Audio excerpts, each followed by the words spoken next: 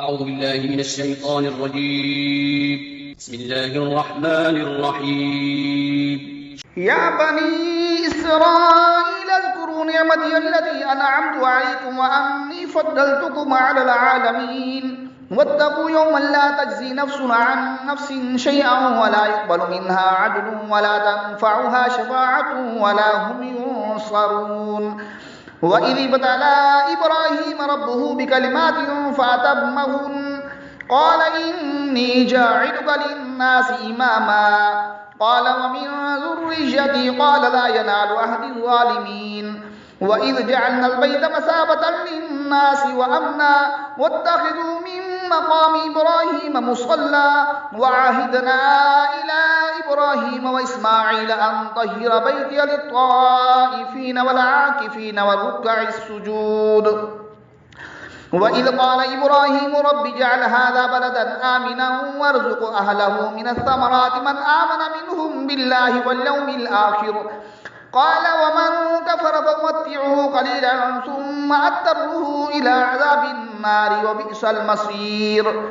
وإذ يرفع إبراهيم القواعد من البيت وإسماعيل ربنا تقبل منا إنك أنت السميع العليم ربنا واجعلنا مسلمين لك ومن ذريتنا أمة مسلمة لك وأرنا مناسكنا وتب علينا إنك أنت التواب الرحيم ربنا وابعث فيهم رسولا منهم يتلو عليهم آياتك ويعلمهم الكتاب والحكمة ويزكيهم إنك أنت العزيز الحكيم.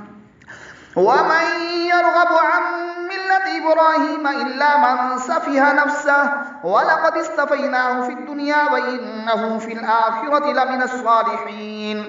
إذ قال له ربه أسلم قال أسلمت لرب العالمين. ووصى بها إبراهيم بنيه ويعقوب يا بني إن الله اصطفى لكم الدين فلا تموتن إلا وأنتم مسلمون. أم كنتم شهداء إذ حضر يعقوب الموت إذ قال لبنيه ما تعبدون من بعدي قالوا نعبد إلهك وإله آبائك إبراهيم وإسماعيل وإسحاق إلها واحدا ونحن له مسلمون.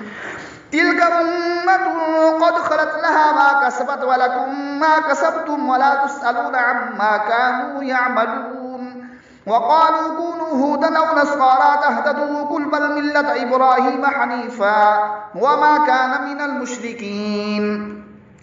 قولوا آمنا بالله وما أنزل إلينا وما أنزل إلى إبراهيم وإسماعيل وإسحاق ويعقوب والأسباط وما أوتي موسى وعيسى وما أوتي النبيون من ربهم لا نفرق بين أحد منهم ونحن له مسلمون. فإن آمنوا بمثل ما آمنتم به فقد اهتدوا وإن تولوا فإنما هم في شقاق فسيكفيكهم الله وهو السميع العليم. صبغة الله ومن أحسن من الله صبغة ونحن له عابدون.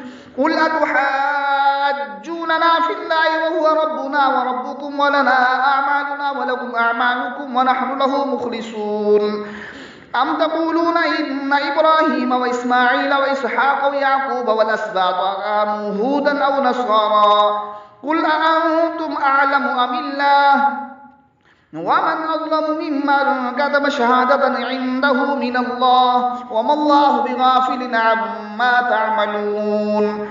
تلك أمة قد خلت لها ما كسبت ولكم ما كسبتم ولا تسألون عما كانوا يعملون.